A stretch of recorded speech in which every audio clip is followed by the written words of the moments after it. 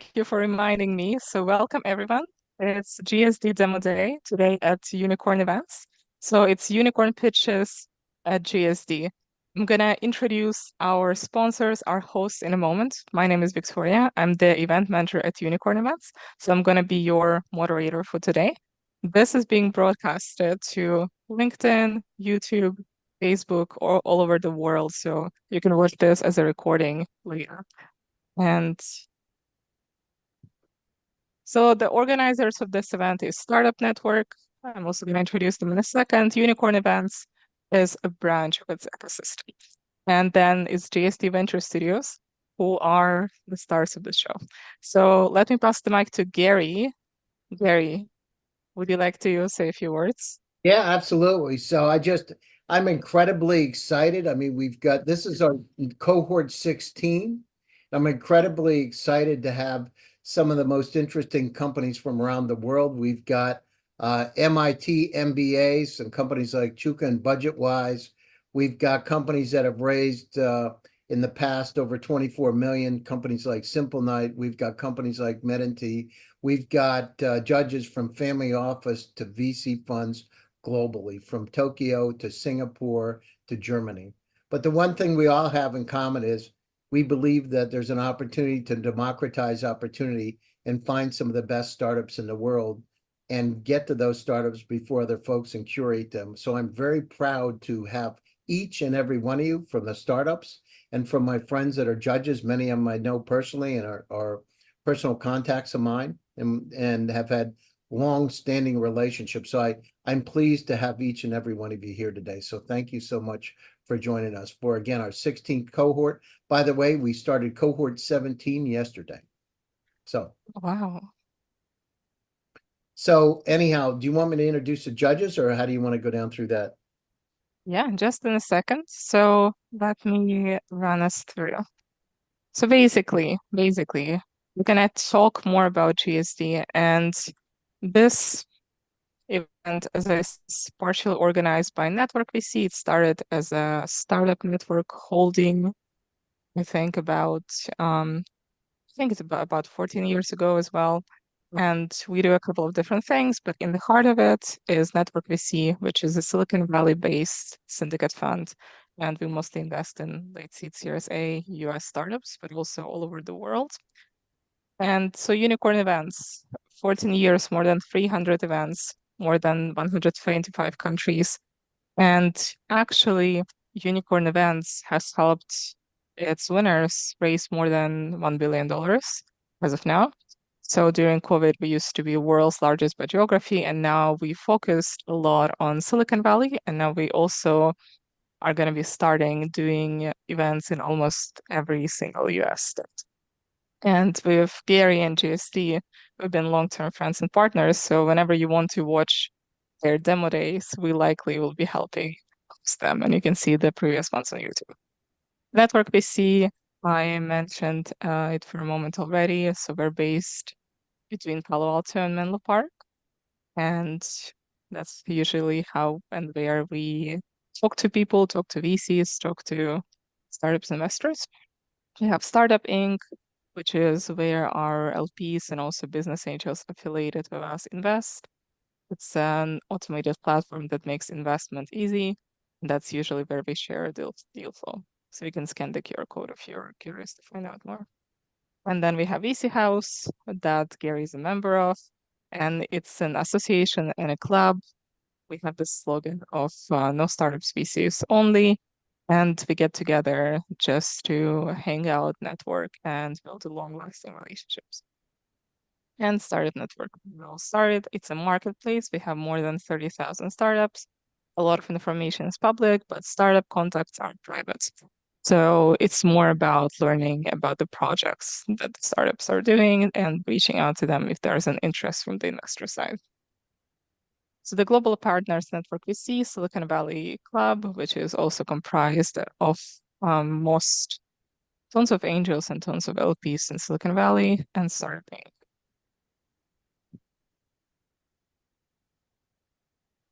And now I'm gonna pass the mic to Gary because honestly, tons of people I think here are Gary's long-term work partners and friends. So Gary, we don't have to rush with the introduction, so please take your time and would love to meet everyone here. Yeah, no, it's great to be here. I feel like again it's family hour. In fact, I'll start off with my friend Dr. Maren Schweitzer from the Schweitzer Family Office. Actually, she's out of Singapore and with a German company, Schweitzer, who's been, and by the way, involved in technology since the time of cuckoo clocks. They started building cuckoo clocks. So, Maren, I know you're calling in from Singapore, so if you'd like to say a few words about yourself and your fund, that would be great. She might be on mute. You there, Maren? That one click was missing. So, hello, Gary. Hello, everybody. Good to be here. So, yeah, we are Dinosaur. So, we are already in birthday mood because we're going to be 175 years in October this year. So, it's a six-gen family business. I'm Singapore-based, running the family offices. All started as being an entrepreneur myself. I founded four companies, then joined an MNC to see the other side of the world in big large corporates, and moved in 2013 to Singapore. I'm currently serving on nine advisory and supervisory boards, not only startups, also MNCs, insurance companies, large electronic companies, mainly in Asia Pacific. That's also our investment focus. So we are basically focusing on startups in Southeast Asia, but starting to look to other regions in the area. Very happy to be here. I'm excited to see the pitches of the startups and ask you one or two questions. Thank you very much. Thanks, Maren. I appreciate it. You know, I see my friend Alexander Sirocco and an amazing partner. So, Alexander, if you could say a few words about yourself and Startup Network and everything that you do in this ecosystem, it would be great. Hello, everybody. Thank you, Gary.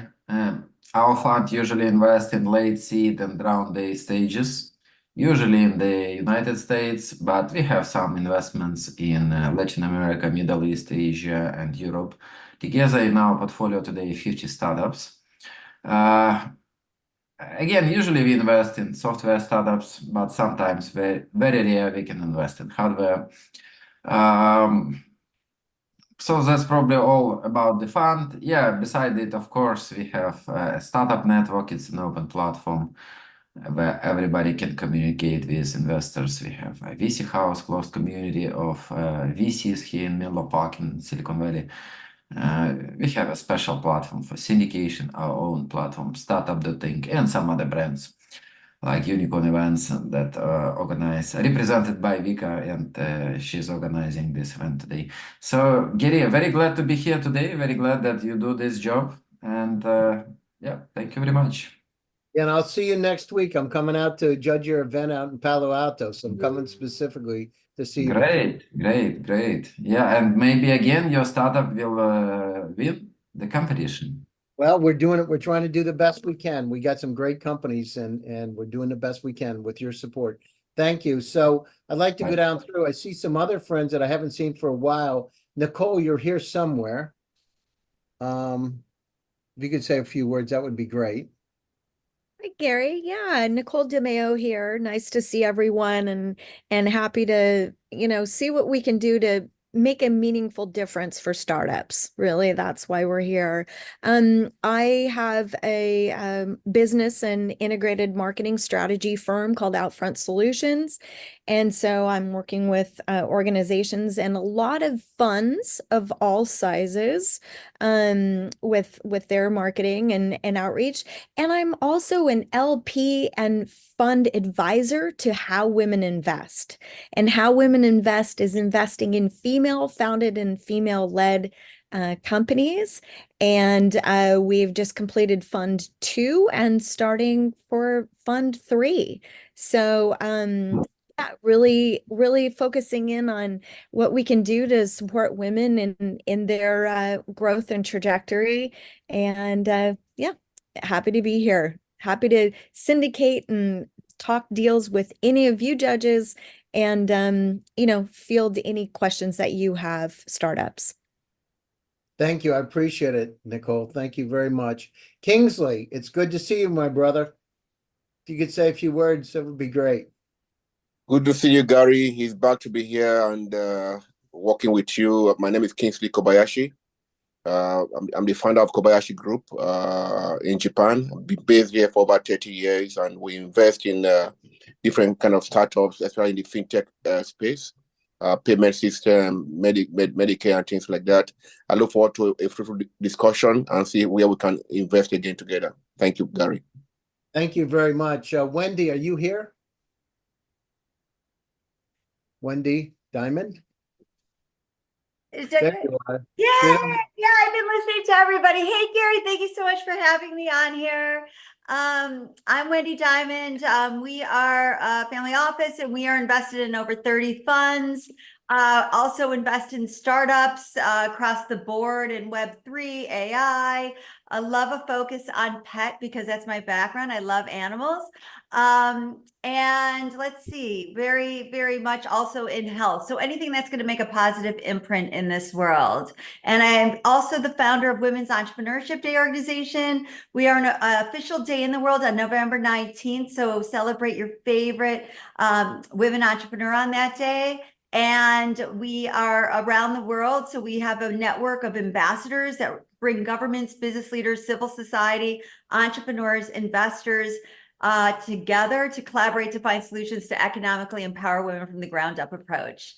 And so excited to see all the companies here today. And I'm so happy to see a lot of people I know across the ecosystem. Thank you so much, Gary, for having me.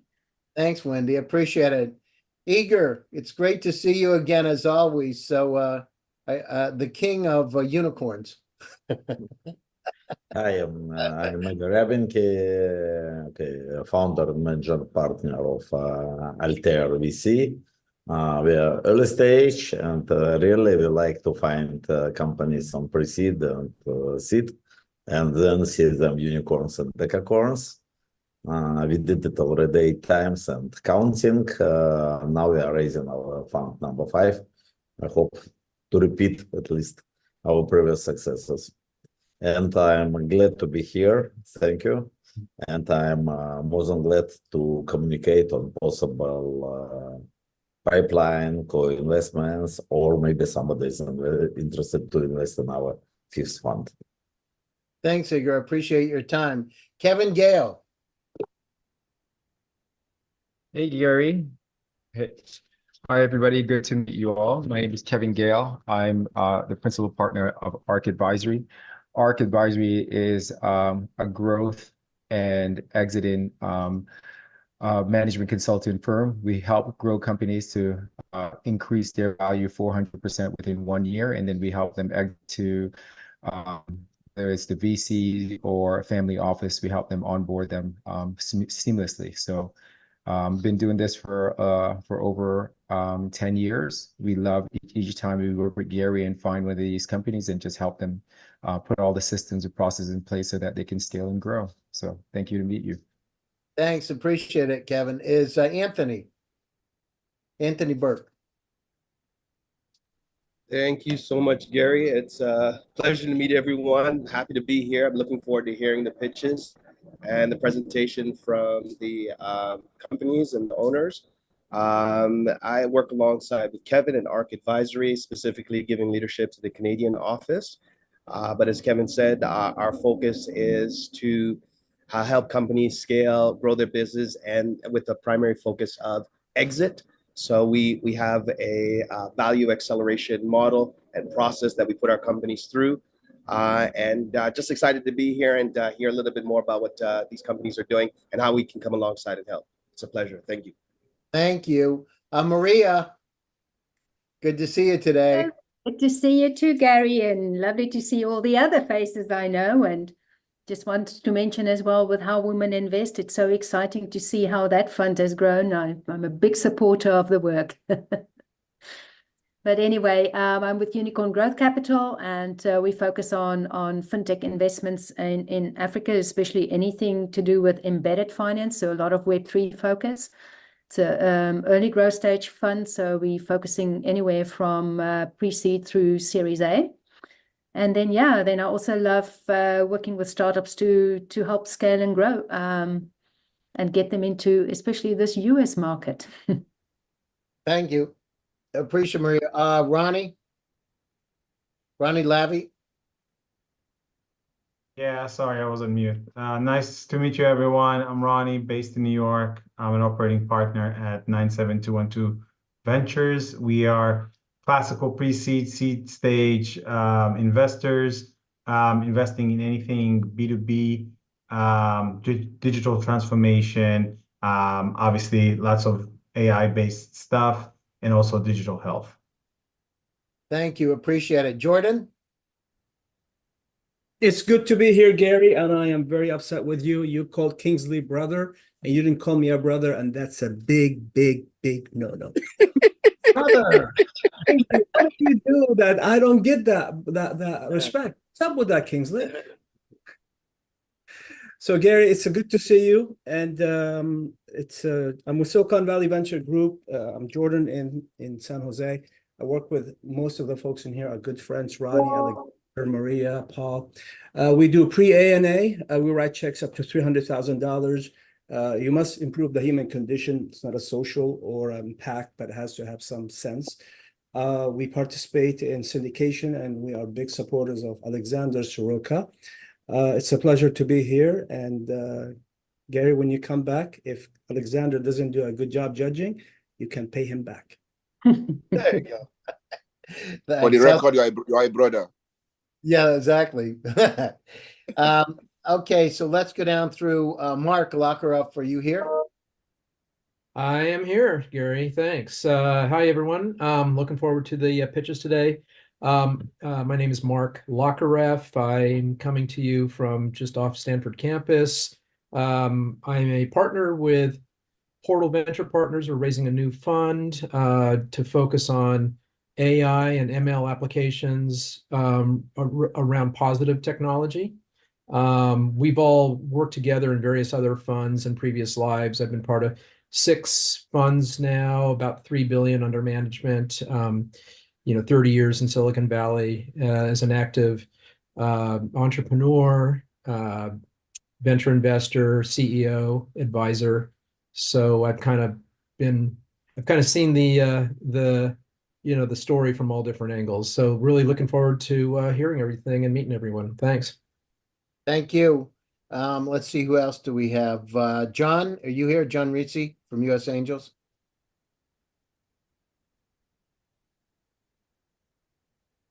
No, or he's on mute. Jose, how are you doing today? Good to see you. I'm doing well. Thank you, Gary. Hope you are doing well as well. Well, thank you for inviting me again into this pitch environment, which I really love, with all these marvelous people here that we share so many things with each other. So I'm Jose. I run today the Business Master Chef. And today we focus from pre-seed up to almost IPO. We have a partner for this in Canada. And I'm excited to be here today. Thank you, Gary. Thank you. Jason? Hi, thanks for having me here, Gary. Jason Jacobson. I run Propellant Ventures, which is a early seed venture fund based in Chicago. We focus on B2B tech based in the Midwest. So we come in earlier than most professional investors. So we're filling the funding gap in the Midwest. And we look across industries, but some of the ones we've invested in include fintech, edtech, supply chain, future work, and the metaverse. So glad to be here. Thanks, Gary. Thank you. Appreciate it. Let's see who else. Alexis Graybar. Yes, good evening, Gary. Alexis Grabar speaking from London. So I'm doing venture capital in Europe, mainly in Paris and in London, investing and advising startups, Run A and Run B. I'm an operating partner at C4 Ventures, and I teach entrepreneurship. And I'm very glad to be here today to see the pitches. That sounds great. Thank you so much. Let's see, who am I missing? Ryan. Hi, investor at Fusion Fund based out of Palo Alto. We are a North American focused fund. We do everything from pre-seed to Series A. Check size is 1 to 3 million. We focus on 3 core areas: enterprise AI, industrial automation, and healthcare. Excited to be here. Thank you. All right, super. Let's see, Michael Flight. Thanks again for the invitation, Gary. Michael Flight with Liberty Equity Management, and we do real estate, oil and gas, and we are doing a lot more with kind of bird dogging a lot of new technology companies because of the things that we're doing in blockchain and real world assets on chain. Thank you again. All right, let's see who we got. Ronnie, Leon. Did we have Leon? Hi, it's a great pleasure to be.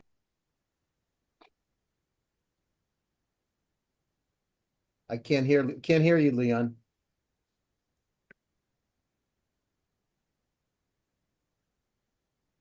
You're on mute or something, Leon.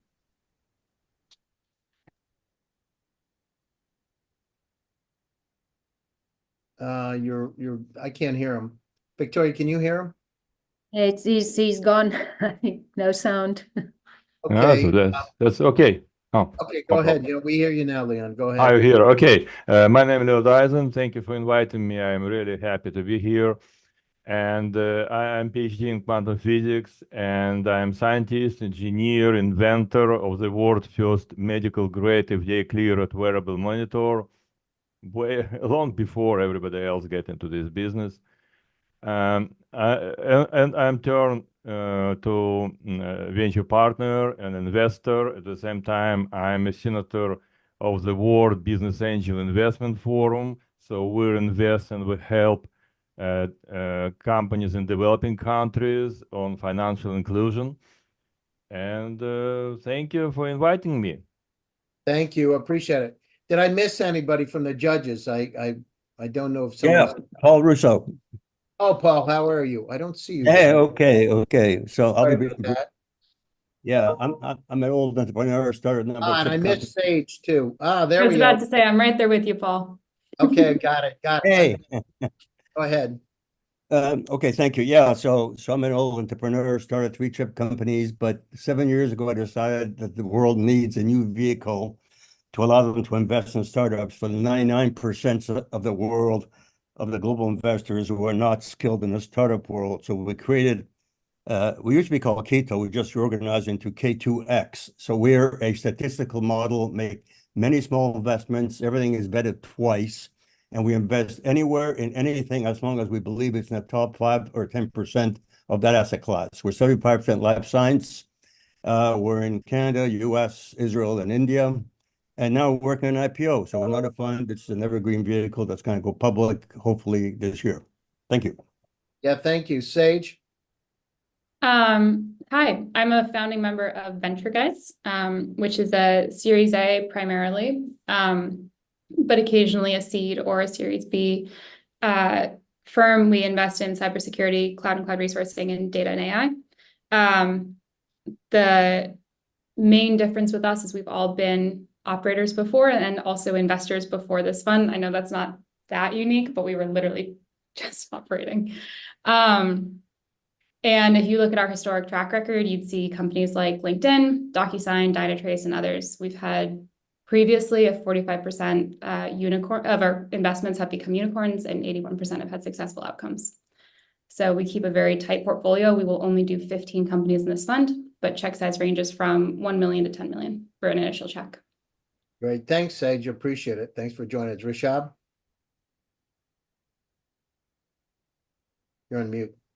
Hey Gary, lovely being here again. Thank you for inviting me.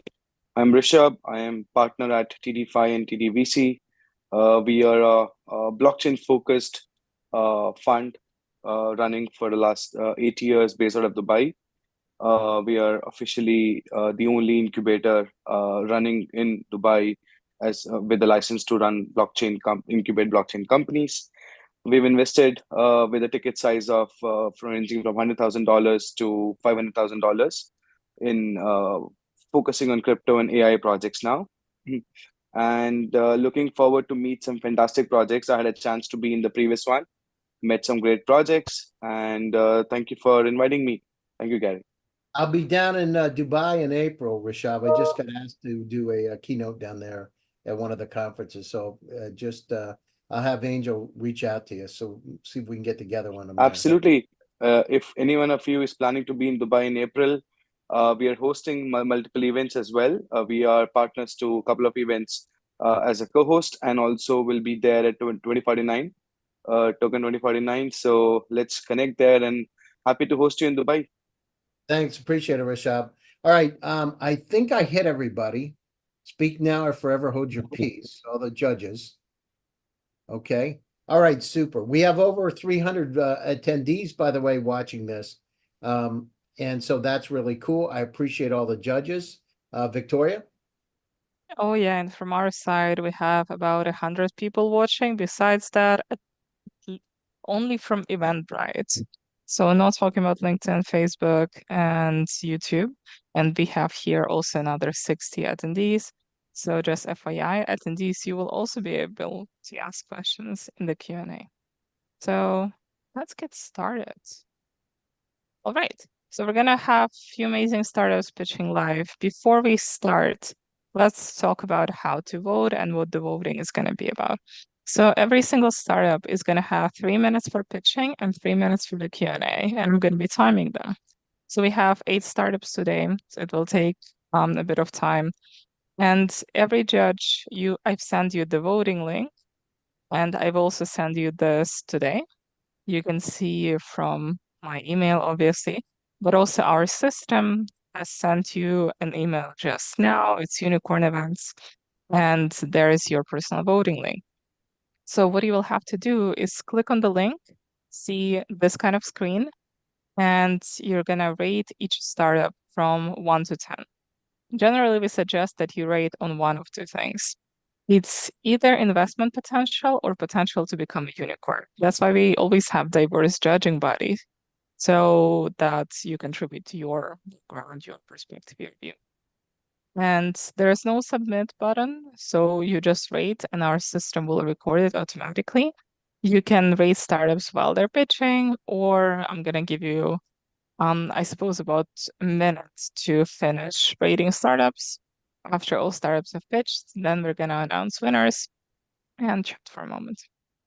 So here are the startups in order of pitching. You can only see it on our website. You can also see it on our website. Unicorn.Events, and there's going to be GSD demo day. It's also very translating, like we're doing live there. The Simple Night, MX Hero, MedNT, Budget Buys, Lura, Simply, Enhanced, and Run the AI. The startup that's going to win today is going to go to our event in Silicon Valley. So we're going to have 2 events next month in March. One is on March 7th, which will mostly be pre-seed and seed. And then the other event is March 21st. And it's going to be a bit closer to seed and Series A. So today we're having unicorn pitches stage 1. Then there's going to be semifinals, unicorn battle on 21st of March.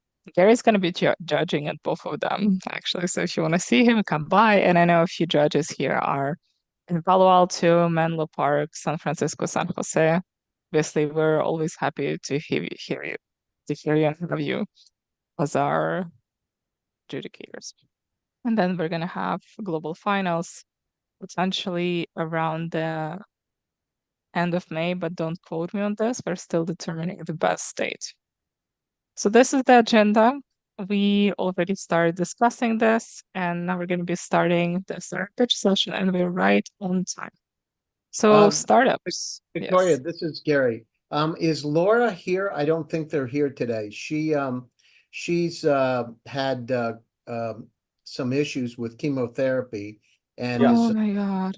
Gary, I think my name has been missed. Can I briefly talk about my background? Yeah, just a second, Vladimir. So she's not here. She's in hospice right now. So Oh we're my gonna put God. her in the next cohort to do the pitching. So just FYI, she's sorry she couldn't be here. She let me know yesterday, and Of I did course. anyhow. Go ahead, Vladimir. Hi, Gary. Thanks for the invitation. I'm delighted to be here today and contribute through my thoughts. I currently serve on the advisory board of the United States AI Institute, Data Science Institute, and Cybersecurity Institute. I'm also a mentor at Techstars in Detroit, also at Techstars founder Catalyst in Saudi Arabia. I'm also a mentor at UCLA Anderson, UCLA Enterprise Innovation, and I currently serve on the judging panel of Webby Awards, and I'm also an associate member of International Academy of Digital Arts and Sciences. I travel around the world for my for keynote speeches. I deliver my workshops, master classes, and I also invest in startups. And so it's always I'm always delighted to see AI, machine learning, and startups, how they innovate and they solve biggest problems. Thanks, Vladimir. We appreciate it. Sorry we overlooked you. Yeah. Okay, super. Go ahead, Victoria. So yes, in the view of the information, I'm going to encourage everyone to check out Lura. I think they're doing an amazing job. And obviously, it's incredibly sad that they didn't get to pitch today. So I hope and pray that they're gonna be feeling better to pitch next time. And all of the attendees and judges, I'm gonna share with all of the judges the pitch decks of startups. Again, encouraging everyone to go check out this one, definitely. All right, so we're gonna be starting, and I'm gonna stop sharing my screen, and then I'm gonna invite our first participant to share, and I'm gonna be timing them. So again, 3 minutes for pitching, 3 minutes for the Q&A. So let me invite to pitch Simple Nights, represented by Mark. And when you're ready, please share your screen.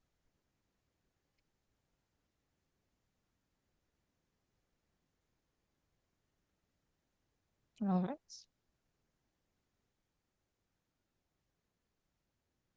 Okay, so are you unmuted? You are. So 3 minutes and counting, and the time starts now. Hi, everyone. Thank you for joining. Thank you to Gary and the GSD team for having us here. So Simple Night, we are the super app engine enabling any brand with the infrastructure and rails to become a super app overnight. We are building the future of commerce and data with generative AI. We're enabling hyper-personalized booking and ordering of anything, anywhere, anytime. The way that we do this is we organize many different types of products and services to be easily accessible through a central platform. We then act as merchant of record and provide the ability to purchase and order anything and make it transactional. Finally, we are providing customers with intelligent recommendations using hyper-personalization via generative AI. We are integrating the largest amount of product and service categories in the world, from travel products like air, hotel, rental car, cruise, to lifestyle categories such as dining reservations, event tickets, tours, attractions, even your everyday types of purchases, booking a parking space, making an EV charging appointment, food delivery, and even booking a doctor appointment. We are integrating and connecting the largest content players in the world. All the names that would probably pop in your head are on this screen or are coming. We integrate with global point of sale systems, reservation systems, overall systems of record. When there is not an existing system in place, we've built our own proprietary solution, which can onboard vendors and create digital SKUs and digital storefronts for any type of vendor, from a mom and pop restaurant, a local coffee shop, a store, even a street merchant. With this global platform and content, we are powering some of the largest countries and enterprises in the world. We use these brands and power them via a B2B and B2B2C model. Our product suite consists of a mobile application which can be customized. We are building super apps, as an example, for governments internationally, such as the one featured here for the country of the Philippines, where we're enabling the governments, endorsed by the governments, to leverage an application where tourists and residents can access all the local services in the palm of their hand. We also have a white label booking engine, which powers employee perks and loyalty and rewards programs.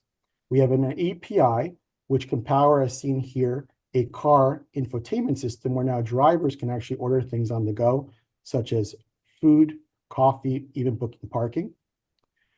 Our brand and platform can be customized for any company instantly.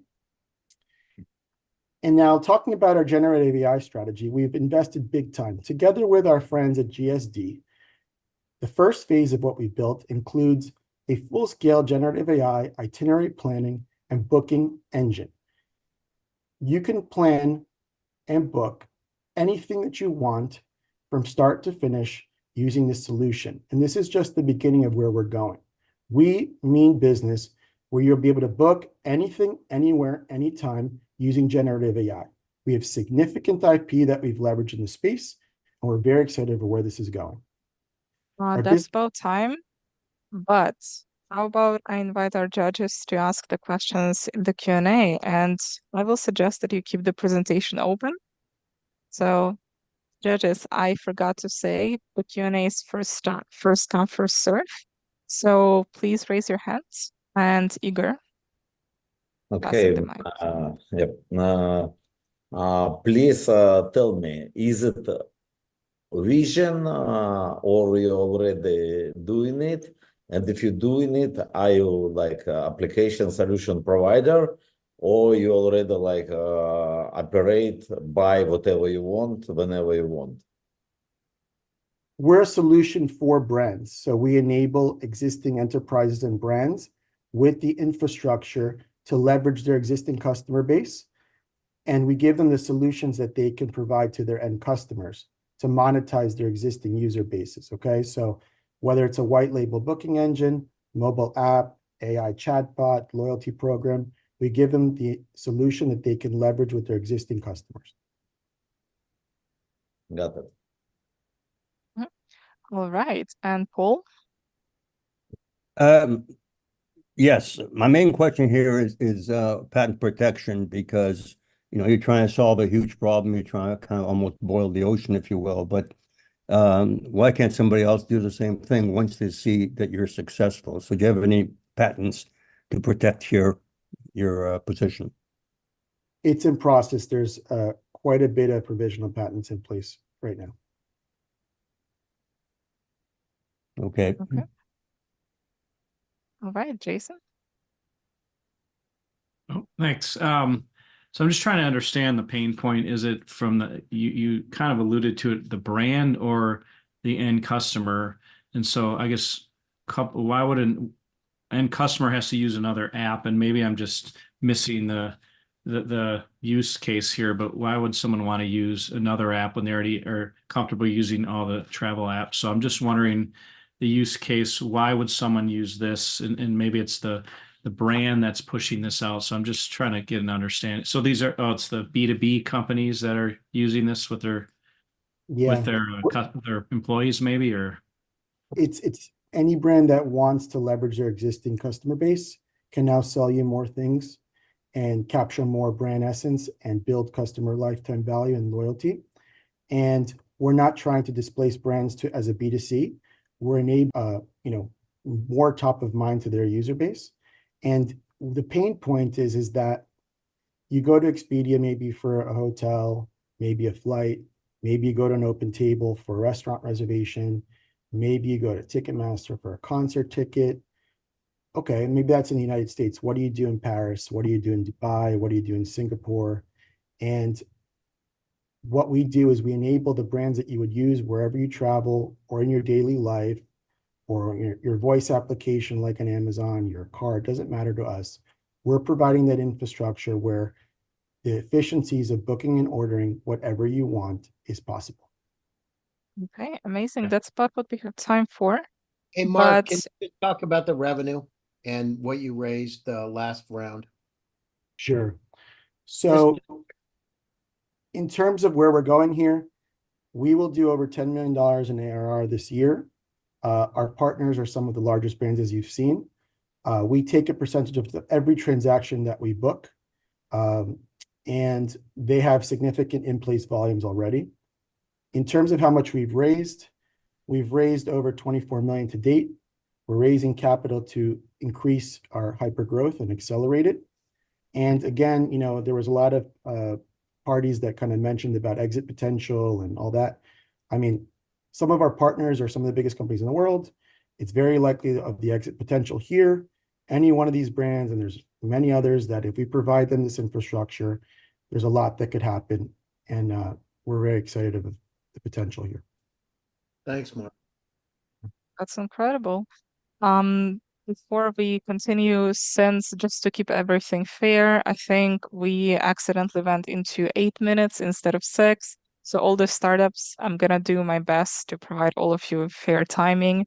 So we sometimes do this when there are less That would startups. be good. That would be good, Victoria, for Oh, them. absolutely. Yes, we have a lot of interest. So, and we usually, when we have less startups than 10, we're able to do that. So I'm seeing timing, and I think we're going to be all right.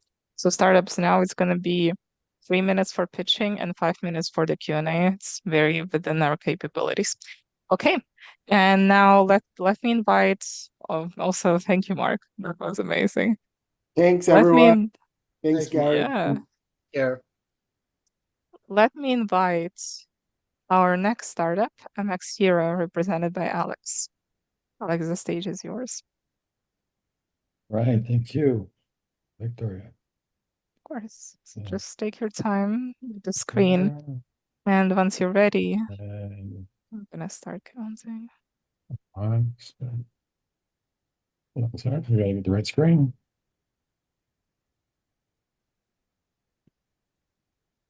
Okay. Share. I also mentioned before, love the merch. Love the merch. Right. Okay, so Ready to go? yeah, so 3 also judges, you can ask questions in the Q&A section. You just click on the bottom and please write your questions and startups will answer. Okay, so Alex, I'm starting now. Okay. Hi, my name is Alex Panagidis, and I am CEO and co-founder of MX Hero. Email is the single largest application in the world with over 4.5 billion users. It is your required passport to the internet, and yet the number one cybersecurity threat, costing organizations billions of dollars every year. Email is also a major productivity drain. We are drowning in email. The average user receives around 40,000 emails a year, 85% of which are spam, and 1 in every 99 is a phishing attack. MX Hero Mail to Cloud, an award-winning technology, brings security and productivity to the most important communication platform in the world, email. Mail to Cloud works with email from any source, whether Gmail, Outlook, or in massive corporate archives. Its engine uses the power of generative AI, machine learning, and pattern analysis to allow you to easily find exactly what you're looking for, automatically secure messages, and effortlessly manage key correspondences. Companies like Japanese telecom, T-Gaia, use MX Hero to secure more than 200,000 emails a month. And retailer Abercrombie & Fitch automates the management of over 500,000 emails a month, while Farmers Insurance improved search and discovery of more than 25 terabytes of email archives. These companies are among more than 150 organizations from every industry that have turned to MX Hero. Today, MX Hero is cash positive, the result of a better than 90% customer retention and an efficient operation, while our 15 global partners are helping us expand across markets worldwide, whether consumers, SMB, enterprises, or government agencies. MX Hero is poised to dominate the intersection of email and AI, providing technology that brings together email from any source with the exploding market of AI technologies, ensuring customer choice, privacy, and customization. MX Hero will achieve this goal led by a cohesive team of email and big data experts, together for more than 12 years and with a broad range of industry expertise. MX Hero is on course to be a major player, innovating the fundamental technology of email. MX Hero is stable, proven, and positioned for explosive growth. Thank you.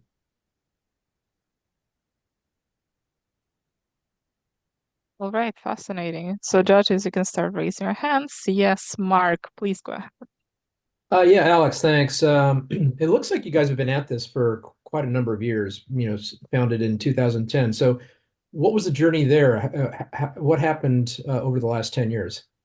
Yeah, there was a little bit of discovery early on. Obviously, we had some pivot. We started off in consumer, and Google did very well. However, we saw a better market opportunity in the B2B component. So it's been a little bit of a measure twice, cut once type of strategy, and we've been seeing accelerated growth in the last few years as we've leaned into the B2B strategy. Amazing. All right, Maren. Alex, thanks a lot for your pitch. I was just wondering, how long will this last for you? I'm sorry, how long? How long will this last for you?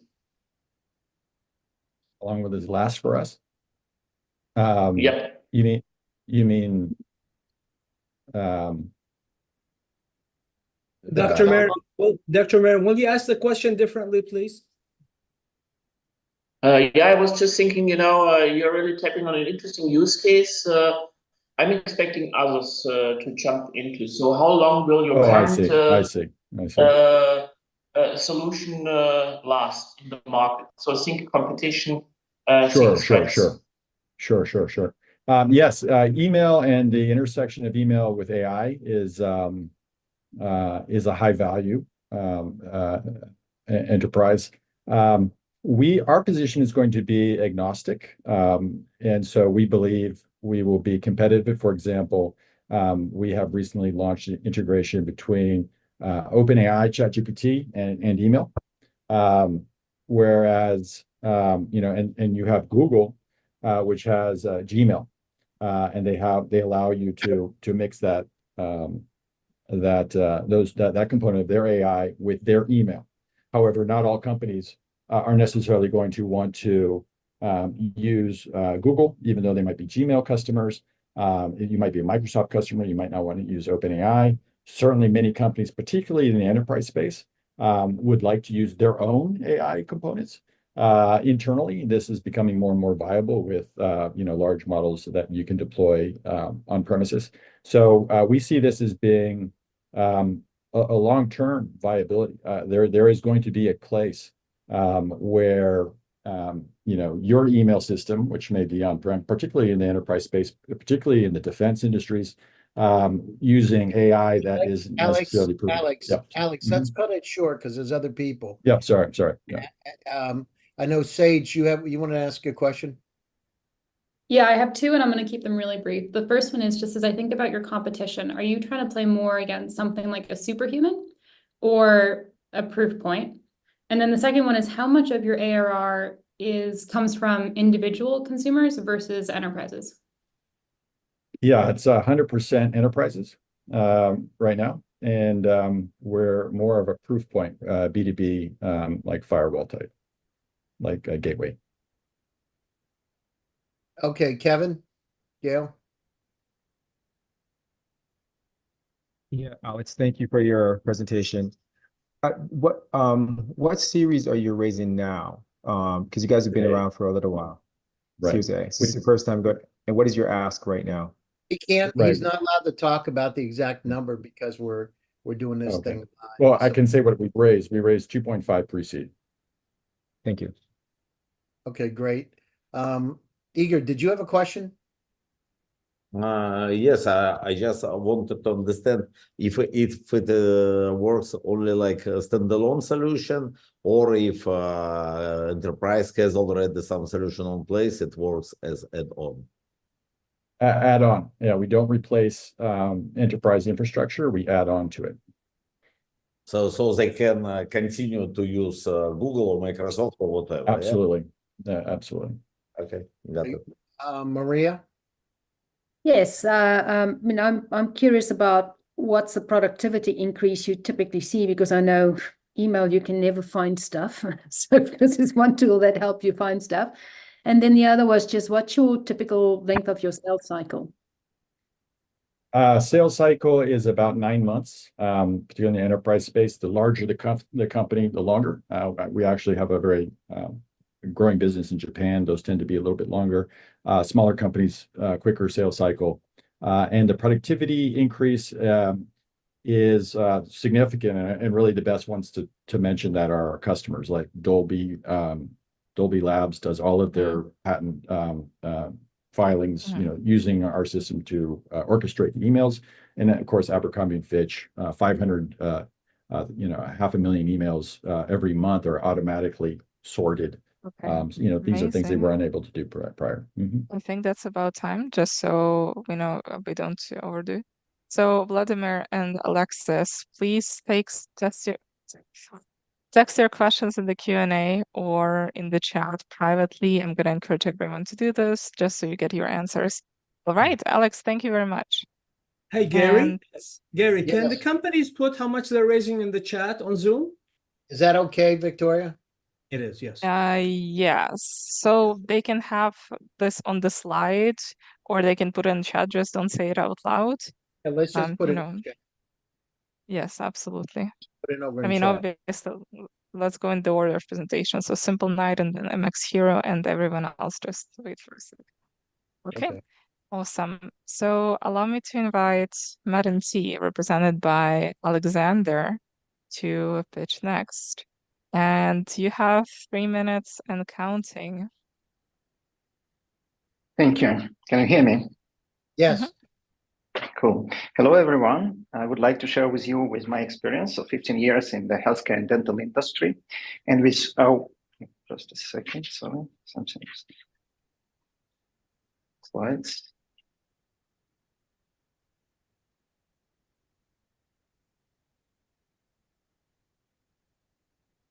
Okay. And one of the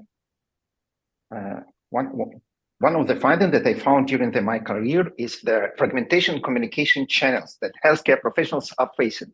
And this fragmentation is really big because they are communicating with a lot of channels for their non-clinical communication, not just for their clinical part. And the healthcare professionals are like real jugglers. They need to use a lot of standalone application in order to manage all the channels of communication. So consequently, they have less time for their patients, for their professional education and private life. Is it possible to solve this problem? And the problem is really big. It concerns 60 million of healthcare professionals worldwide. For this purpose, we founded the Medity company, which relates to medical and dental industry and everyone who is professionally involved with it. We found the way to find solution to this problem, and this is two-step solution. The first step is to unify all non-clinical communication channels on one platform, but this is not enough because healthcare professionals are facing with a lot of information, even in the unified way. The second step will be even more important to run on this unified solution, AI algorithms that will consolidate all the information for the healthcare professionals, like summaries of the different channels. We are currently, after the step number 1, we implemented a comprehensive yet simple to use platform which unifies all the channels in one place. Again, mostly for non-clinical communication. We are proud to present you with the web version of the platform and the mobile application. All of them are live and running. But how we are going to penetrate the market? We found 2 major channels, event organizers and community managers, which can serve as users aggregators and can bring a lot of users simultaneously onto the platform. These users show very low resistance to accept new solution as a new application because they are following the organizers of communities and events, and this is still non-clinical communication. At the same time, they explore the platform and use other channels of communication for their other professional channels. In this way, they create strong network effects. We are proud to be recognized from the beginning of our way on the market by winning the prestigious Digital Health Solution of the Year award during the MedTech World Conference in Malta. We are currently negotiating with very big dental events organizers, which are totaling more than 100,000 members. And this is just the beginning. We have very strong. That's about time. Shall we I need start? 20 seconds. Okay. We have very strong technical team, which has strong technical expertise and complemented by business and industrial experience of two co-founders. We have a business model which SaaS subscription, which freemium professional accounts and paid organizational accounts and pay-as-you-go subscription model for events. We are inviting you to join our seed round for rapid market entry and to partner with us in connecting the medical world. Thank you. All right, great. So Jordan, please go ahead with your question. Hey, Alexander. Gary, is it okay to say that he's my favorite company, or is that going to bias the votes? Oh, no. Yeah, Okay. that's bias the vote. What's wrong with you here? All right, then I won't say it. Alexander, it's good to see you again. You and I talked last week. Alexander, give me 3 top reasons why we should take an interest in you. Give me the financial, give me the possible capital gains, and give me the human improvement condition type thing that you will need to invest in. Okay, first of all, I already mentioned the time constraint that the healthcare professionals are facing, and they have very little time to dedicate to patients and to their private lives and to their education. This is one. The second one, regarding the financial reasons, I will give you one example. Tiger Connect platform, which is active on the American market and mainly facing the clinical part of communication. In a few years, they reached 700,000 professionals and 7,000 organizations and reached the unicorn status. Currently, on the American market, there is no platform which is related to the non-clinical part of communication. And in Europe, there is even no platform which is in unicorn status and addressing their clinical or non-clinical communication part. I think there is a huge potential both in Europe and the United States for this kind of platform. And the third part is consolidation of the communication, because currently there is overload of communication, and with AI algorithms, which will run on top of unified channels, we can do the real change for the healthcare industry. What makes you the guy to run this business? What's so special about you? I think that the special part is about first, I have special dental experience and of 15 years, and we realized that this industry was very fragmented with a lot of small clinics which don't communicate with each other. And I was experiencing the digital revolution in the dentistry and saw how difficult it's to implement. And even the dental industry is not connected. And if we talk about connection of dental industry to medical industry, it doesn't exist at all. I mean, on the communication part. So I think that facing both dental and medical experience make us very special, and we have very special team of 16 technical people which work together for several years already. Got it. Thanks. Marin? Thanks, Alex, for your pitch. So I was wondering what needs to happen for your company to fail in a year from now, I think that from a year from now, we have already negotiation, as I mentioned, with very big event organizers in the dental industry.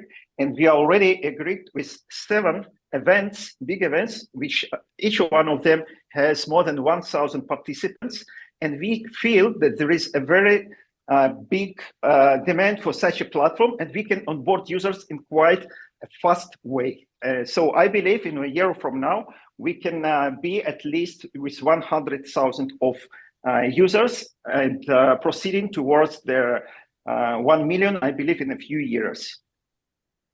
Okay, great. Alex, thank you. Think the other way around. What would need to happen to make you fail in a year? Sorry, can you repeat, please? What would need to happen? So what circumstances, whatever you have in mind, would need to happen to make you fail in a year from now? So I think that again, when we onboard a lot of participants via events, and by the way, currently healthcare professionals use for each and every event separate Listen, up. Alex, she's asking you what would cause you to fail in a year? That's what her question To is. fail. Sorry, I didn't hear. I heard the to have what Free to up. happen. Free Oh, up. to fail. Okay, I see. So I believe that the potential of quick scaling is very high, and we are building the very robust infrastructure. So we are doing our best in order not, to collapse during the quick scaling. So we are investing a lot in our infrastructure in order to support quick scaling. So if we are failing in that, so it could fire back. Okay, great. Thanks. That's about Let's time, see. I'm Michael afraid. Flight. Do we have time for Michael's or not, Victoria? I don't think so. I don't think we're already a minute over time. Michael, Anthony, and Mark, please text your questions in the chat or in the Q&A. And I think our stars would be happy to answer them. And next, let's go into budget-wise with Chuka. Please go ahead with your presentation. Excellent. All right, 3 minutes. All right. Thank you. Well, thank you so much, everyone. I just want to, express my gratitude for making the time to hear us share a bit more about BudgetWise. So I want to just start by sharing the fact that every single year, $400 billion is lost in the US based on the fact that 15% of working adults are losing $10,000 a year because of insufficient personal finance knowledge. This ends up adding up to $400 billion every single year. And then in terms of the existing solutions, there's 3 issues that cause there to be such a big loss despite the fact that there are existing solutions. Number one is that existing solutions have a complex user interface that make it hard for users to onboard and find value in over time. These tools also don't provide enough personalized insights. And then on top of that, some of them run on the high cost side. So they have this cost prohibitive element to them as well. This is exactly why we built BudgetWise. BudgetWise is a highly customizable personal finance management platform that's powered by strong AI-driven insights. So we use personalized historical user data to tailor the AI-driven insights that we give our users. We also have a very, very user-friendly interface that's gone through thousands of iterations. And then on top of that, we have a community that we expose our users to in order for them to trade notes. So in terms of how the platform works, it's pretty simple. You log onto our website or our app. We are cross-platform across web, iOS, and Android. Then you securely connect to all your bank accounts, debit, credit, even investment accounts through Plaid. And then our artificial intelligence algorithms that we've proprietarily built run on your historical data and then spit out a tailor-made budget for you that you can access across all your devices. Then again, our AI continues to run on your trends and your historical data, and then ultimately gives you even more tailored insights that you can operate based off of. We do also have an AI chatbot that we've built that's very user-friendly, and again, tailors the insights based on your very specific behaviors. From a competitive landscape standpoint, one thing that makes us unique is that we've considered, through a lot of user research, every element of personal finance management that's missing in existing solutions. And we've addressed all of those in our platform, from customizable categories to spreadsheet connectivity to even this community element and AI capabilities. Our business model is pretty straightforward. We are a freemium service, but users can upgrade to unlock the rest of our services for about $8 a month. The market is about $50 billion now. It's growing. $10 billion of that is spent specifically on personal finance management software. And our goal is to capture $100 million of that in ARR over the next decade. And then I'll just wrap with our team. So basically, we are the right team for the job. I have an exit under my belt. Myself and my co-founder, Barker, we both have MBAs focused on product technology and design from MIT and Northwestern, respectively. And we have a lot of experience just working on B2C products. So I want to just invite, I will also share that we're raising a pre-seed round now. And that round is going to go towards software development expenses, and then also scaling our cloud infrastructure. So thank you so much for the time. Of course, I want to invite everyone to join us in closing this $400 billion gap and facilitating financial inclusion. Amazing. Okay, and let me open the floor to questions. Mark. Yeah, I'm curious, what are you guys doing different to rise above the noise? I mean, you've got companies like YNAB, Good Budget, Every Dollar, Empower, Pocket Guard, Honeydew.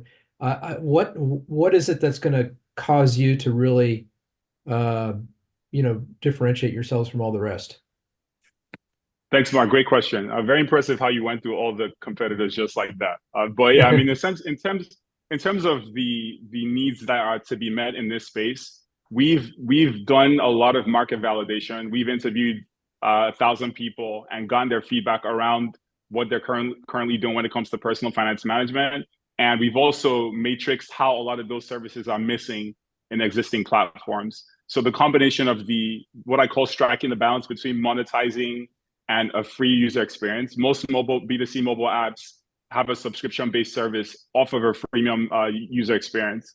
So that's something you don't see a lot of now. Also, the level of tailored insights, that's a very, very big piece. It's one thing to just tell you, hey, this is what you spent this month. It's another thing to tell you this is how you're spending relative to your life stage and your peers and your history. So we do a lot of that bespoke, the bespoke insight provision. And then lastly, the community. It's a first. No one's currently doing this. What we've seen just from a lot of different types of industries where this community element goes a long way. Great, thanks. Vladimir? Vladimir? What is your approach to content marketing, and how do you create and distribute valuable content for your audience? Wonderful, great question. So I did mention that we have gone on 10,000 users that have organically downloaded the app or followed us online.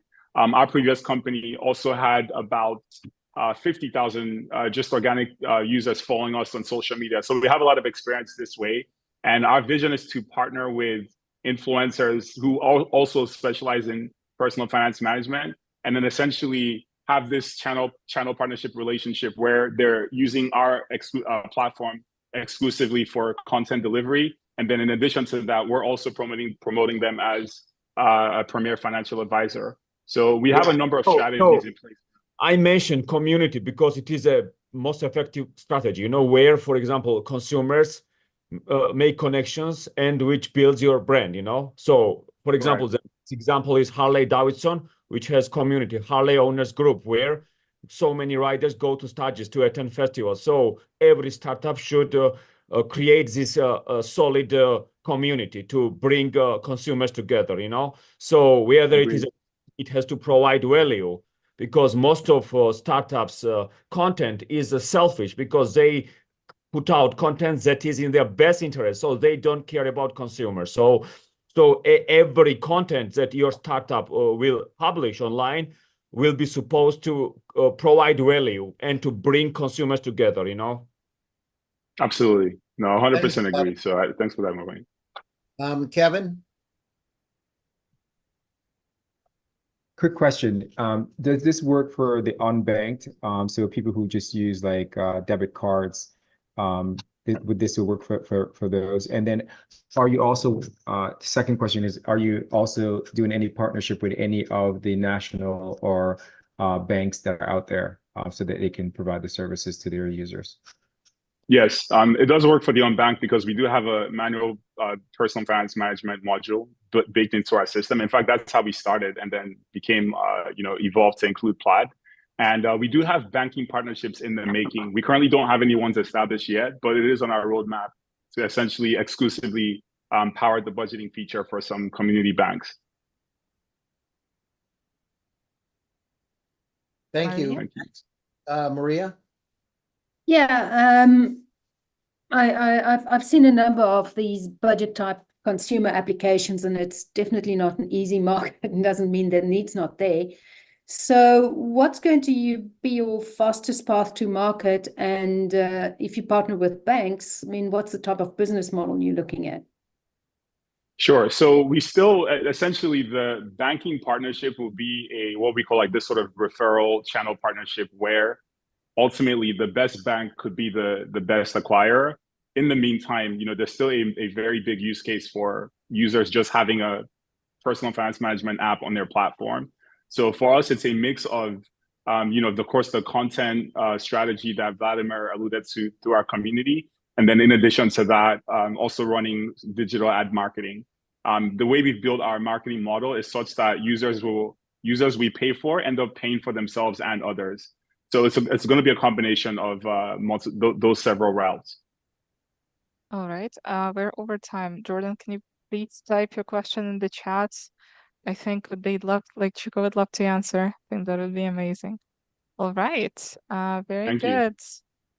Yeah. So allow me to invite Zimply in, represented by Aparna.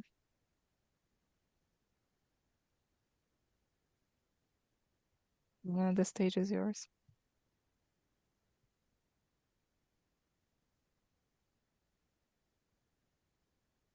Hi, everyone. Nice to see you all. Can you all hear me? Yes, and starting the countdown. All right. Hi, everyone. My name is Aparna Pujar, and we're Zemply. We are completely into the senior care and longevity space. Zemply actually helps transform homes of aging in place seniors into AI-powered digital caring environments. I started Zemply because I became a remote caregiver for my aging parents who live in India. I live here in California, and remote caregiving was an order of magnitude complicated for me because every time there was an incident, I had to hop on a plane and do a 24-hour trip to India.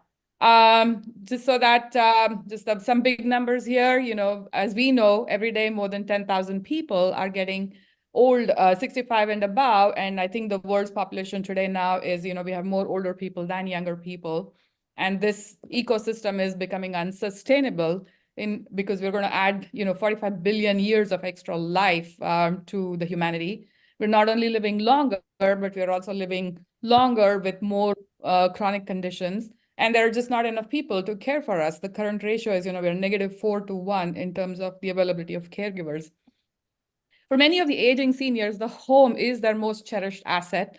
The challenge with, being in an aging in place setting is that, the current living environments are not prepared. We still are in the old world of, putting ramps and digital and grab bars, and healthcare is moving digital, and this entire population is marginalized because there's not enough, there's not a ramp for them to capture and be in this digital ecosystem. Health conditions, typically when you are talking to your aging parents, they tell you that, they're always fine. And the next thing you know, you get a call from the hospital or the doctor's office saying they've been admitted. The problem is that, the information exchange between the resident in the home and a family member or someone who's caring for them is never accurate and is also misleading. And believe it or not, it's 2023, but most of the information still happens on little post-it notepads that are stuck on refrigerators and being used to communicate between the different people who are caring for them.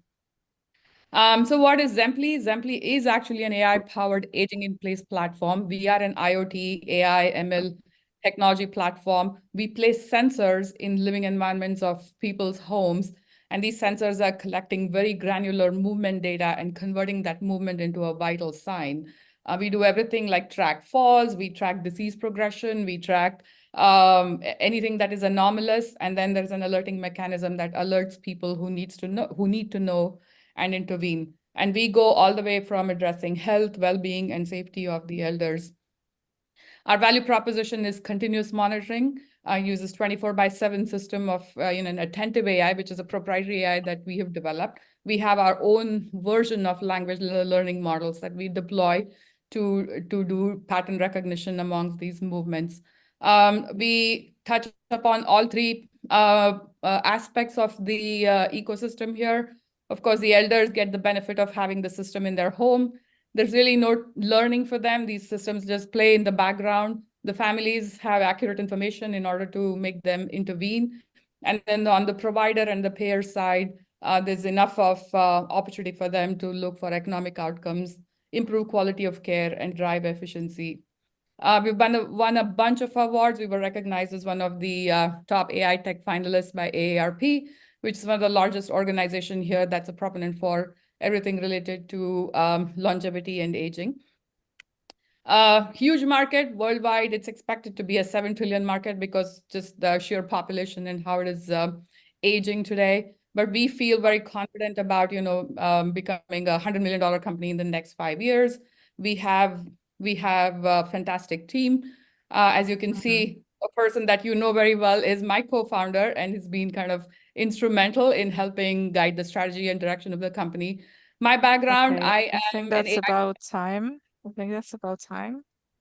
I think Um, we would love people to ask questions. I think that's pretty much it. Okay, sure. Leon, please go ahead. Okay, thank you very much. I think we lost you again. I guess he's off. Michael Flight. Strange. Very strange. What's the cost to install, and does it need to be a specific installation in every house or facility? Yes, it is. It costs us $500 to equip a home, or 1/3 of that to equip a living unit in a facility. We don't charge for the hardware. We just amortize the cost of the hardware through a B2B subscription service. We go anywhere from $75 to $125 per month per person. And our product is covered by Medicare. So it is reimbursed by Medicare when a physician prescribes it. And just one more follow-up. I was involved with a startup, and they were doing wearables. Is this wearables, or is it all in place, installed? So we consciously moved away from the wearable market. We used to have a wearable, just because, when you get into the upper end of the aging population, wearables tend to be very ineffective. Wearables work only when you wear them. So our goal was to build a system that was fault tolerant and provided enough redundancy so that every signal is captured. Our wearable strategy is to use we are structured as a platform, so we will integrate with wearables as they become more and more mature in the market and address the problem that we're trying to solve. We're not asking people to walk 10,000 steps, so that doesn't work for old people. So we have to work with wearables that actually uniquely address the challenges that the elderly have, which is detecting falls, being able to detect elopement or wander scenarios, especially for dementia patients. Hey, Do you hear me now? Do you hear me now? Yeah, go ahead, Leon. Okay. So I know dozens of companies doing similar things, and even one Israeli company, they raised $120 million just doing RF that measure everything. What kind of sensor actually are you using there? And what is your actual differentiator from other company? And I guess it's not technological differentiator, it's how to implement the business. Please answer. You're so right. So we actually don't manufacture the sensors. We work with off-the-shelf, regular security grade sensors that are in the market. All our intellectual property is in our AI, and we have patents on the AI technology. We actually have 2 patents, and we have about 7 provisional patents that we're working on right now. It's a complete greenfield space. So, when you look at this problem and try to solve it, there's a huge opportunity that kind of presents itself in terms of your ability to innovate and do the right things. We are we are deployed in state-level Medicare programs, working with physician groups, starting to go into hospital at home as well. So the potential is huge, just because this is such an imminent problem that the world is facing. But it's very red Alexis, market, very crowded. Alexis Graber. Yes, a question, fantastic presentation. Thank you. An enormous problem to solve. What is your international expansion plan, and how are you today making your revenues in which territories and markets? So we actually are right now focused mostly on the US market, because US market is the best capitalized market for elderly care just because of Medicare and Medicaid. We actually are running a pilot in UK right now in a small rural community, which obviously, the problem in rural areas is even more accentuated. We are open to expanding globally, but our current focus is on the US market. I think that's about time. So Vladimir, Paul, Wendy, Alexis, please type your question in the chat. Thank you very much, Aparna. Thank you. And let me invite in the cast represented by Leo.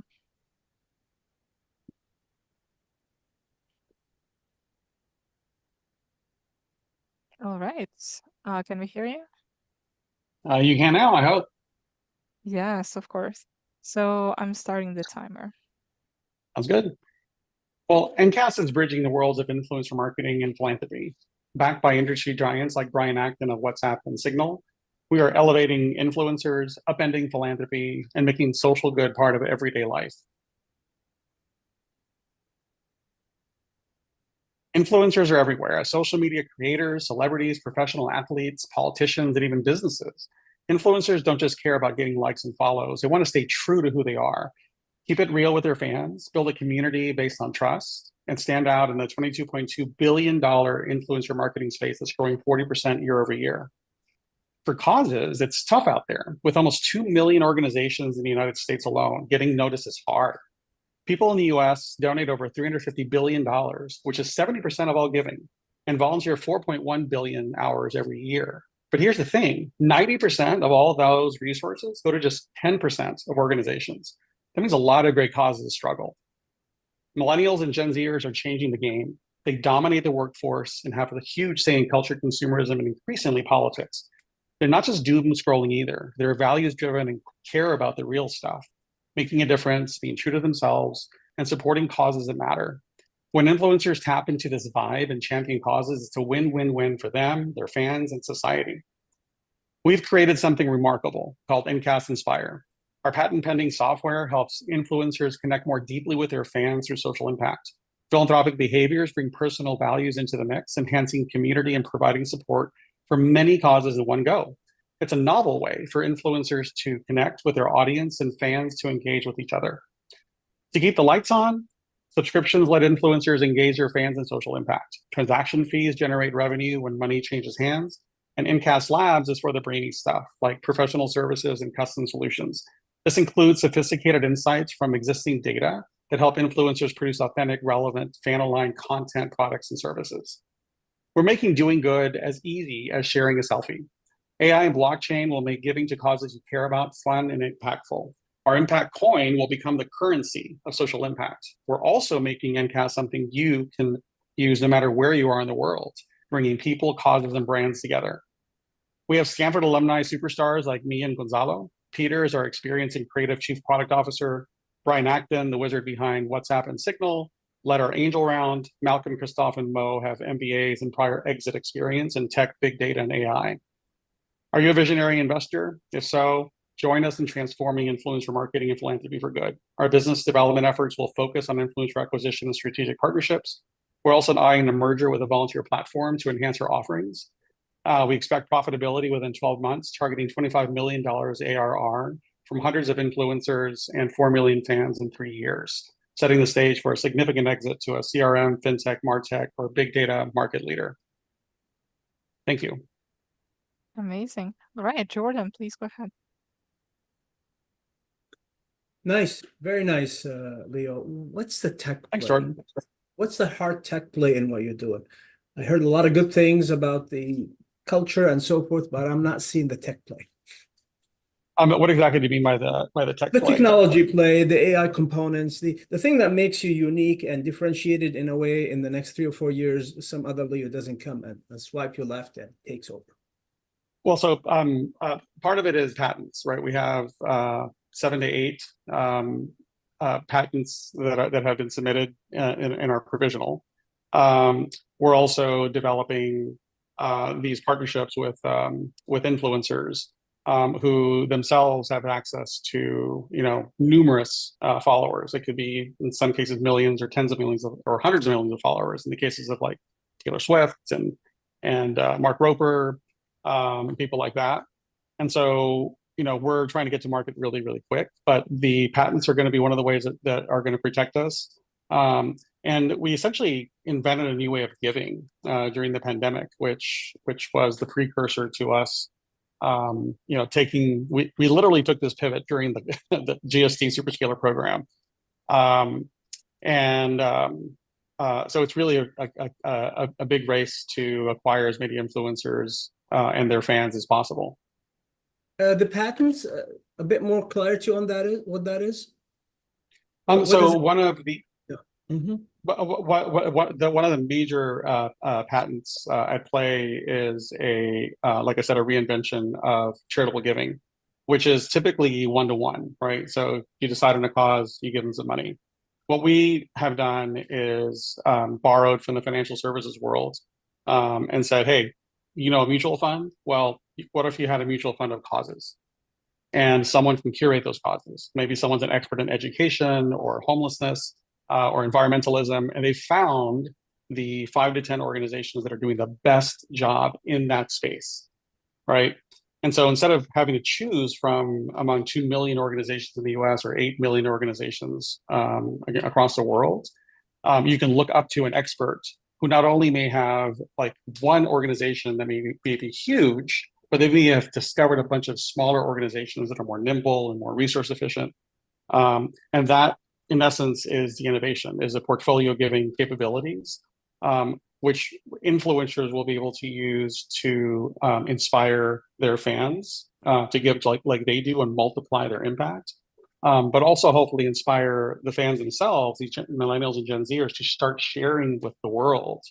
Like, this is how I give. This is who I follow. This is why I do this. I want to connect with you. I want to volunteer with you. I want to be your friend. So we're trying to create a sense of community around the world around social impact. Okay, Maria. Yes. So I'm trying to get my head around this. So these are the influencers and the audiences. I can see the business model, but the audiences sit on other social media platforms, and I'm not sure how you tie into that. I mean, does it mean everyone now has to come over to this platform?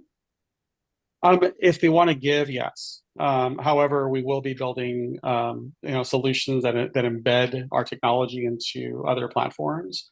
That's part of our strategy for massive growth rather. So we don't expect people to come to our site all the time and develop a sense of community. And that, we don't want to be just another social network. But we will have those capabilities to create community around, social impact. If you want to go fight with people on Twitter, go ahead. If you want to go, see people's vacations and what their new dog that they just got on Facebook, go ahead. But if you want to focus on, where people are doing, good in the world, you want to feel good every day about, the amazing things that people are doing, we'd love for you to come here to Ncast. And a quick follow-up, sorry, is how do you attract these influencers? That's part of what we're in the process of figuring out right now. So we spoke to a couple of influencers before, during this program, and we're lining up some bigger name influencers over the next couple of months to get feedback, try to convert them into clients, and potentially even convert them into investors as well. Between us, we have a pretty massive connection to a lot of influencers. So we have a lot of friendlies that have a lot of followers in our networks, and now that we're kind of ready for the next step, we'll be approaching them all to secure their business. Okay, amazing. That's time. But Leon, Vladimir, Igor, Mark, Wendy, please type your questions in the chat. It can be private or it can be in the Q&A. And thank you. Allow me to invite. Thank you very much. Allow me to invite our last participant. So Rande AI, represented by Sanjay. Hello, happy Wednesday, everyone. Just imagine a world where every business is always available. I'm Sanjay, founder of Runday, and we build AI agents for client growth. Our no-code platform converts 12 times better than landing pages, and sometimes eliminates the need to build complex websites at all. It works over instant messaging channels, as well as video avatars like Alice here. I'll let her introduce herself. Hi, I'm Alice. My name stands for Artificial Language Integrated Client Experience. Runday builds always available AI agents and avatars, just like me, that increase client growth. We are a team of successful serial entrepreneurs with multiple exits on a mission to eliminate friction from business. This is my 7th company, and my co-founder Gary has 17 under his belt. I studied computer science at Georgia Tech, worked at Microsoft, and started my first company in my dorm room while finishing my MBA. There are no longer enough workers for front desk and call center jobs, and the demographics are only getting worse. Runday's AI agents will fill millions of these positions. These labor shortages, combined with record turnover and expectations of 24/7 service, are causing a lot of lost sales. For example, our CFO needed a phone battery replaced and reached out to Best Buy. After no response for 45 minutes, he decided to purchase elsewhere, and I'm sure many of you can relate. HubSpot says half of sales go to the first vendor to respond, and that's where Runday comes in. Meet Jackie. She's an executive and celebrity matchmaker. Now, she's real, not an avatar. She was recently featured in Forbes and needed to scale quickly. Days later, Runday deployed an AI agent to conduct interviews and answer questions over WhatsApp, and now generates hundreds of clients for her. This works by using generative AI to tightly orchestrate revenue-generating conversations coming from advertisement, and it even integrates with Zoom, calendars, their CRM system, and collects payments. Runday works by creating an AI agent fully controlled by a simple spreadsheet. This takes minutes instead of having to hire an expert that takes months to implement with existing solutions like Drift or Intercom. We've patented a system of algorithms that predates ChatGPT to handle personal, dynamic, and product-specific knowledge. We've turned 30,000 signups into over 100 enterprise pilots, including Fortune 500 companies like Ford and Starbucks. Just after a few months in the market, we already have 50K in recurring revenue, and we just signed a major deal with VentureBeat, the #1 AI tech publisher, and got a green light recently from Procter & Gamble. Our market is predicted to reach over 100 billion by 2030. We are ready to scale and looking for investors and partners. With a dozen integrations already demonstrating the potential, we're raising capital to create hundreds more in order to reach millions of businesses. Reach out to join our mission in making every business always available. Right, amazing. You can tell this is not Sanjay's first rodeo in pitching in this format. All right, Anthony, please go ahead. Thank you so much. Great presentation, Sanjay. Pretty excited about what you're doing. Looks incredible. What has been your challenge to date in raising capital? How's that gone for you? We haven't really had much of a challenge. We started raising earlier last year. I had a personal exit, so I've been funding it even more. We have 2 investors just came in. Spoke to a family office yesterday, as well as a couple funds last week. So we're looking to do well. And really, this is a bridge in raising a much larger strategic round with a platform like Meta to really scale this to millions of businesses. Okay, Igor, please go ahead. Yeah, I want to ask, what will distinguish you from, because now like AI employee, AI sales representative, and so on, it is becoming a common place. What will distinguish you from other pretenders here? So really, the only company in the world that could really do anything close to what we're accomplishing here was Drift. They recently got acquired by SalesLoft, and they're talking about revenue orchestration. They're sort of claiming to be the first and only in the world. But this isn't just about like a chatbot or something like that. We have we can put this on your website as chatbot as well. But it's really orchestration of the first 1/3 to 2/3 of the sales funnel. We're having a lot of luck with even moving into commission deals where people want to pay us as a BDR or SDR on a commission basis. We just lit up a super yacht that's $110 million super yacht that is showing fractional ownership with. So this is really something that changes the way people do business. In a way, it's a way to put a dent in the universe. It's almost every day that I run into a situation, getting my dog groomed, trying to get my car fixed. Sanjay, sorry. You tell me why is it why, but I ask you how you differ, because I see really I am venture investor, early stage, and every day I got similar pitches. So somehow I understand that you're successful. You already have clients. So could you just tell us how you differ. Why people will buy you? Why they not buy, okay, dozens of other companies which come with the same AI assistant, AI sales manager, covering all your sales process and so on? What is the difference? One of the key focuses for us is high value appointments. So you can think of a test drive for a Ford F-150, a couples massage, things that are like very calendar oriented. So we have patents on that calendar calculus. So for the example patent was, if I send a text message to the hospital saying I missed my flight, I need to reschedule my surgery. There's doctors, nurses, rooms, stents, inventory, all kinds of factors that are multivariate in nature that none of the competing solutions do at all. Drift was the only thing that even came close, and now they've recently been acquired.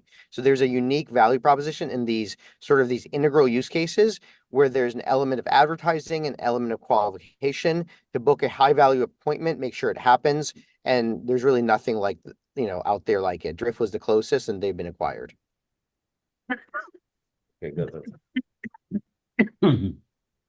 All right. So I think we have time for 2 more questions. Jordan? Great work. This is your 3rd or 4th company, right? My 7th company. 7th company. All right. So what's the longevity of this company for you? How long are you going to be around before you exit it or you move it on?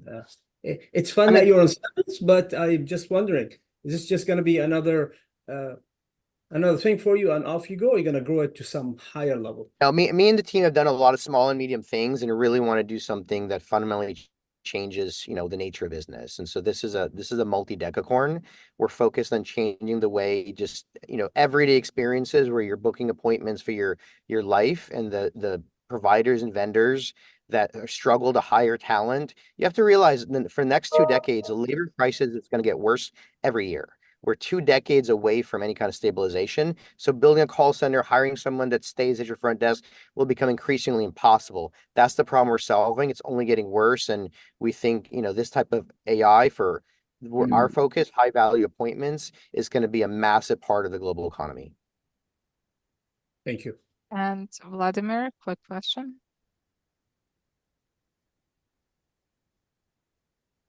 I think you're muted.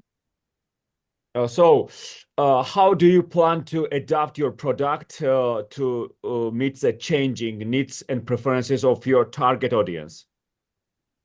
Well, the target audiences, we tend to work more on the high end of things. So it's luxury goods like matchmakers, super yachts, but even things like Botox and things like that. So as we actually get more and more of these end clients, we have a better understanding of them, can do more and more personalization. So as we light up an additional vendor, we already have, because we know their phone numbers and everything and their IDs, we have more and more information on that particular consumer and can tailor the conversation even more.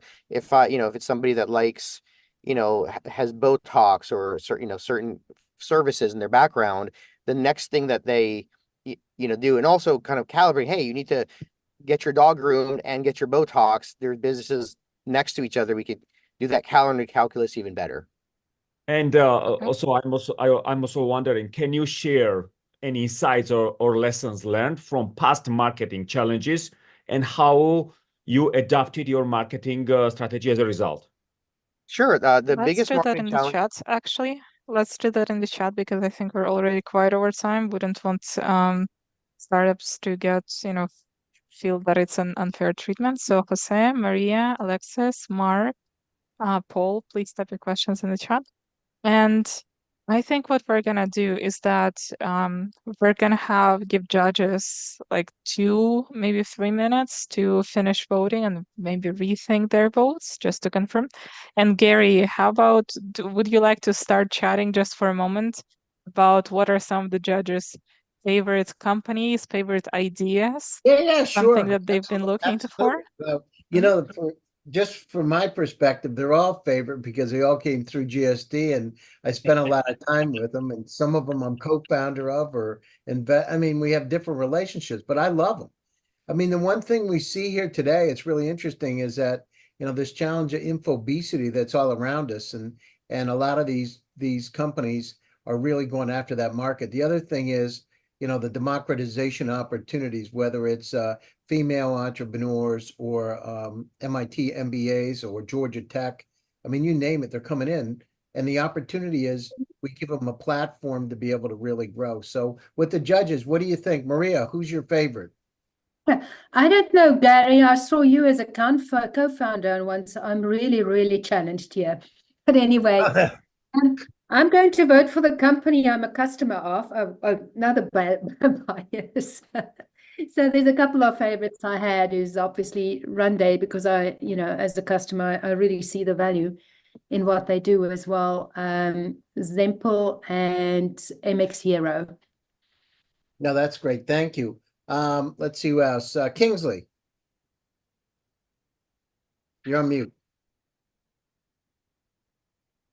You're on mute, my friend. He's on mute. Okay. You're on mute, Kingsley. Marin? Sorry. Yeah, budget-wise, and MX0 are really good for me. We'll look into them more. Just want to discuss with them and find out. By the way, Kingsley, Chuka's originally from Nigeria, by the way. Just FYI. Yeah, I thought you guys would. I thought that I wanted to make sure because I know that's where you're originally from. But just he's yes, an amazing guy. I'm originally from Nigeria. I've been in Asia for about 35 years, and I invest both in Africa, Europe, and I invest everywhere. So I'm looking at two of your decks right here, and I'm willing to put money into it because they may grow a little bit in the future. So let me not dabble into other people's what they want to do. Which ones, Kingsley, are you interested in? MX0 and budget-wise. Okay, super. All right, thank you. Thanks, Kingsley. I appreciate it. Marin? Oh, it's going to be a tight race, I think, today. My top two are Sentry and Runday. Runday I'm seeing the second time, so I was just comparing what I've heard before. It gives me a good feeling and a nice progress that I've seen. And Sentry, that's basically something we're already in Southeast Asia. So I'm seeing the problems there. So it's the two of both. The other ones I believe are coming very close. Okay, thanks, Marin. Igor. You're on mute. Okay, I looked, Gary, today I'm not so impressed as last time. Okay. At the general level. But from all companies, Runday is certainly my choice. I believe that, I will speak to Sanjay more about, what are possibilities and obstacles, but he really pops up among other companies. Okay. All right. Sounds good. Let's see. Who else do we have here? Ronnie. Sorry, I got to go. Yeah. So one quick observation, and then I'll give myself some sort of a leeway. I think it's very hard to pick a winner when you have companies that are so advanced, such as SimpleNet, in terms of like how much revenues they make. As an investor, you look for those signs, right, of product market fit, and so that makes it make them stand out compared to the others. So it's a little bit feels unfair to me. So for that reason, I'm going to choose based on purpose, which is going to be Zemply for me. Okay, great. Now we appreciate, I mean, the one thing we do is we don't look at where they are, what stage they're in. We look at where they have the possibility to go. So I have a different way of looking at it. And so these companies that come in, we look at 1,000 at the top of the funnel. We take it down to 100. Now the 100, we pick up the 7. That's it. So just FYI, that's our model. Okay, who else? Michael Flight. Well, I got to go with the Silver Tsunami and Zemply. I think if they can really solve that problem, that the world is their oyster. I also, from a personal point, really like MX Hero just because I've got probably 6 different emails with 1,000 emails a day and need to figure out some way to tame that. So I like that one. And I know they didn't present, but I did look through the deck with Laura Beauty, and I really don't think you can go wrong at all if you can nail the women's cosmetic and beauty line. So, Thank you. Hey, Sage, how about you? Perfect timing. I was just about to say I have to drop for something that just came up. Budget-wise has been, I don't know if I'm in your target area or something, but it's been all over all of my social media. So you've clearly brainwashed me. It was really fun to see that one. And Run Day would be the other one as my top two. Great. Thank you very much. Okay, Nicole. Just getting myself off mute. Well, Zemply as well, for many reasons. I love the fact that she's a female founder, and so often we don't need to ask women to bake impact into their business models. And this one is impact oriented and something that can really solve something major on the planet. So I thought that was super interesting.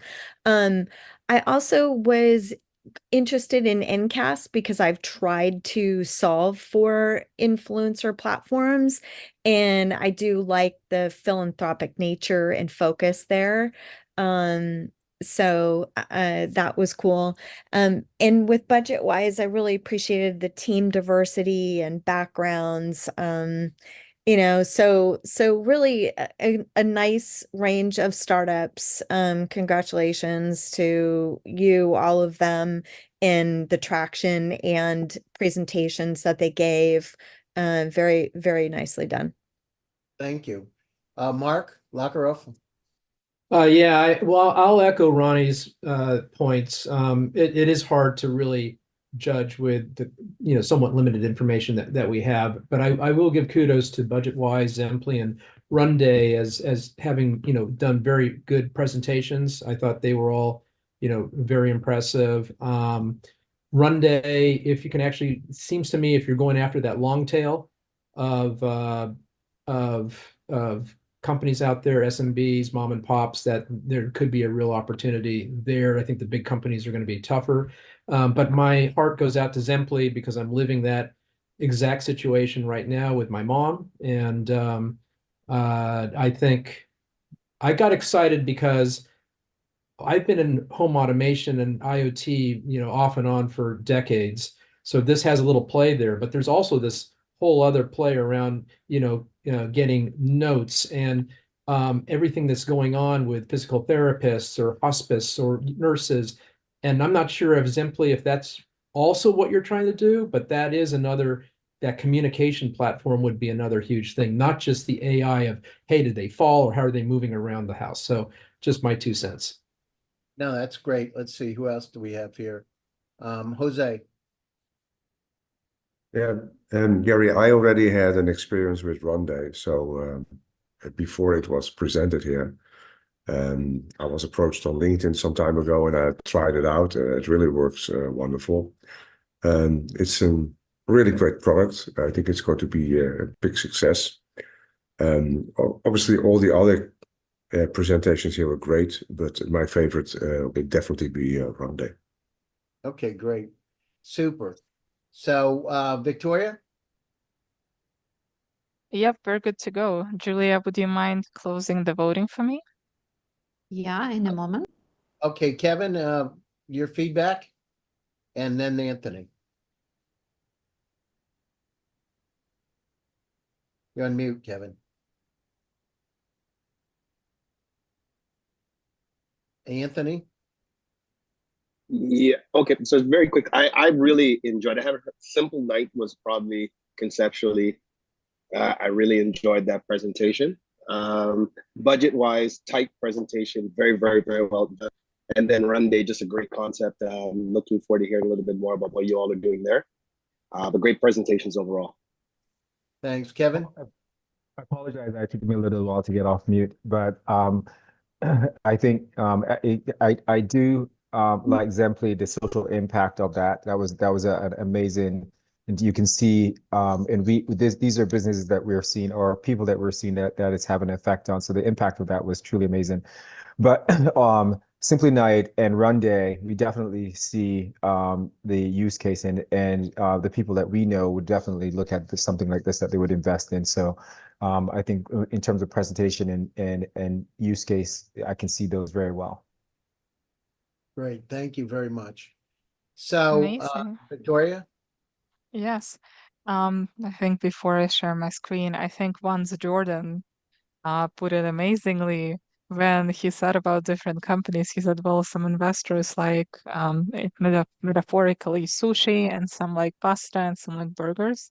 So inviting a lot of diverse investors just means that companies get a lot of exposure and practice and make connections. So that's kind of, someone is definitely interested. And hence why we also at Unicorn.Events try to choose companies that are around the same stage, but it's not a requirement because they're usually approached by 5 to 6 investors and funds anyway. So it's not completely about winning, and it's a lot about other things. Okay, now let me share my screen. Whenever you want to see something from us, feel free to go to Unicorn.Events. And I also shared in the chat links to Lura, as Gary has mentioned. So the founder experiences major health issues. So and she can't pitch. So just to support the business and support her, please check it out. All right, and now I'm gonna broadcast the voting, and we're gonna see who the winner is.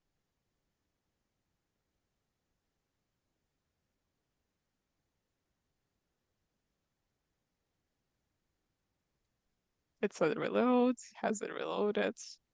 Yes, so third place is Zimply, second place is Simple Night, and first place is Runday. Runday, All right. congratulations. Thank you. You guys have already been at unicorn pitches and unicorn battles. I don't know what else to do, so I suppose I'll have to invite you to Unicorn Talks for the finals, because honestly, you're already right there. So thank you, Sanjay. Congratulations. Thank you. Thank you. That's amazing. All right. Well, thank you, everyone. And it was so nice seeing you guys. Feel free to watch the recording and connect with the startups. And Gary, just passing the mic to you for the last, I suppose, words and greetings. Yeah, no, I just want to thank all of you. You know, I know most of you personally, and I appreciate you taking time out of your busy schedules to be able to join us here today. As I said, we go out, we have a select few that we put through GSD. We curate those companies for 15 weeks. We're in our 17th cohort now. And we always look for companies that are a little bit different, that have that opportunity to be able to make a little dent in the universe, to change the world a little bit. So I appreciate your support. I look forward to talking next time. Please check out our shows and the publications we put out. We put a lot out. Always happy to speak to each and every one of you at any time. So please reach out. And again, thank you. Stay happy, stay safe, and stay healthy. And I look forward to speaking to all of you again soon. Thank you. Thank you, everyone. Looking forward to the next GSD demo day. We will keep you updated. Yeah, so thank you everyone for coming by, and I think we're going to be ending at this point. Everyone, have a good day. Thank you. Thanks, everyone. This was lovely. Thanks, judges, and thanks, team. Thank Bye-bye. you. Goodbye. Bye now. Good luck to Thanks, everyone. everyone. Be well. Everyone. Thank you, everyone. Bye-bye.